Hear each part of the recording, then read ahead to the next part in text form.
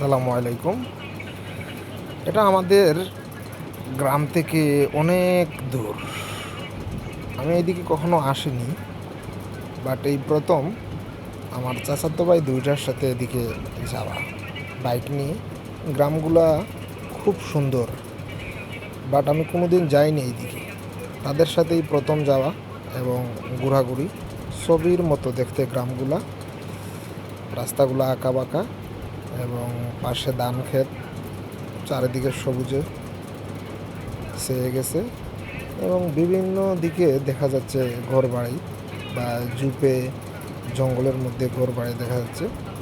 জনমানব শূন্যই ধরা যায় এই এলাকাগুলিতে। আমি প্রায় ঘন্টা তিনেকের মতো এই গ্রামগুলোতে ভিজিট করেছি। আমাদের মতো ইয়াং জেনারেশন একটা লোকই পাইনি এইদিকে। সবাই মেবি বিদেশ বাড়ি বা যার যার ভাবে কর্মব্যস্ত, যার কারণে এই এলাকাগুলোতে পুরুষরা খুবই কম। রাস্তাগুলো কাঁচা। একটা জিনিস আমার খুব চোখে পড়ার মতো, আমি যে এলাকায় বসবাস করি আমাদের এলাকাতে প্রায় টিন শেডের ঘর, পাকা আধা পাকা ঘর রয়েছে। বাট ওই যে এলাকাগুলোর কথা বলছি, এই এলাকা হচ্ছে গিয়া এই চারগাঁয়ের এদিকে অধিকাংশ গড়ই পাকা। দেখতে খুব ভালো লাগছে আমার বিষয়টা। মানে আমাদের এলাকা থেকে অনেক আনডেভেলপ, বাট ঘরগুলা পাকা বা খুব পরিপাটি ঘরগুলা।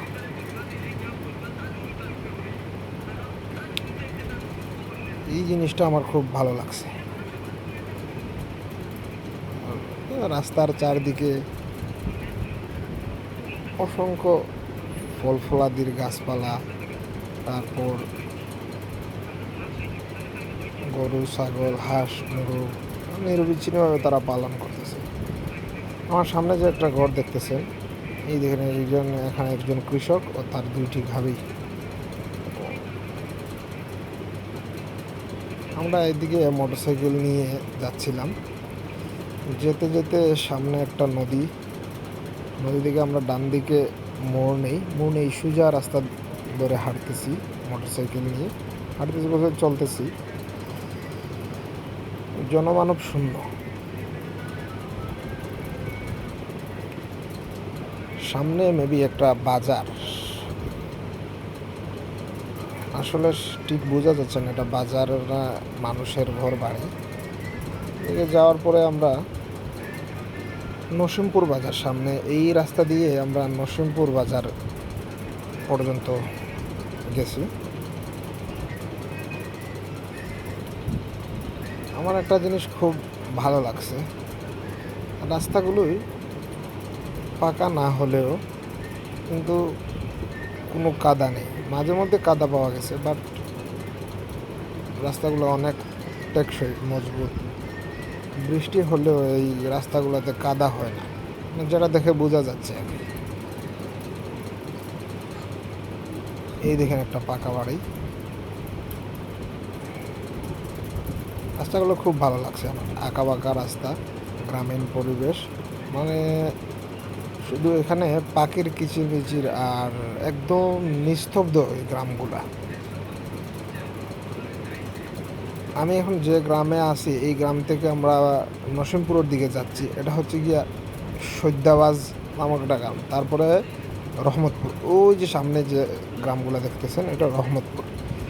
আমার সামনে একটা খুব সুন্দর জামে মসজিদ, দেখতে খুব ভালো লাগছে জিনিসটা। গ্রামের ভিতরে এত সুন্দর একটা মসজিদ দেখে সত্যি ভালো লাগছে। আমি এদিক থেকে যাওয়ার পরে আমি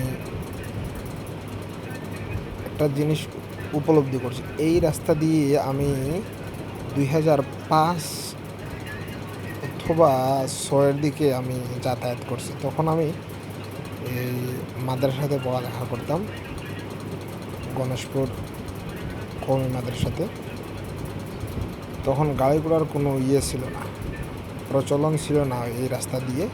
আমরা হেঁটে হেঁটেই আসতাম। বৃহস্পতিবারে ক্লাস শেষ করে খাওয়া দাওয়া করে আমরা রওনা দিতাম এবং এই রাস্তাগুলা ধরে ধরে ধরে ধরে ধরে ধরে ধরে ধরে আসতাম। তো হঠাৎ এই এলাকাতে গিয়ে পুরোনো স্মৃতিগুলো মনে পড়ছে। জিনিসটা ভালোই লাগছে, খারাপ না। একটা জিনিস খুব মাথায় আসছে, যে ব্যাপারটা হচ্ছে গিয়ে প্রত্যন্ত অঞ্চল, মানে এইসব এলাকায় বর্ষা আসলে মানে সব পানের নিচে তলিয়ে যায়, কিন্তু এইসব এলাকাতেও জননেত্রী শেখ হাসিনা, মাননীয় প্রধানমন্ত্রী বিদ্যুৎ সরবরাহ করে দিয়েছে, মানে একটু ওয়ার্কশপ। এই জিনিসটা আমার ভালো লাগছে, সবাই বিদ্যুতের আওতায় আসছে। আরেকটা যে ব্যাপারটা হচ্ছে, এই জিনিসটা ভালো লাগছে এইসব এলাকাতে,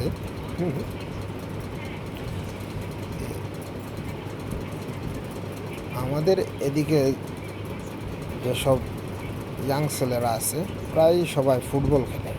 তো এখানে অনেক অতীত খেলার মাঠ ধরেন, অনেক মাঠ আমি দেখছি, সবাই ফুটবল নিয়ে ব্যস্ত, সবাই ফুটবল খেলতেছে। এই যে আমার বামে যে একটা নদী দেখছেন, এটা হচ্ছে চেলা নদীর শাখা নদী হতে পারে, জানি না। আমার মোটোব্লগটা কেমন হয়েছে, কখনো তো আমি করি নাই। সবাই ভালো থাকবেন, সুস্থ থাকবেন।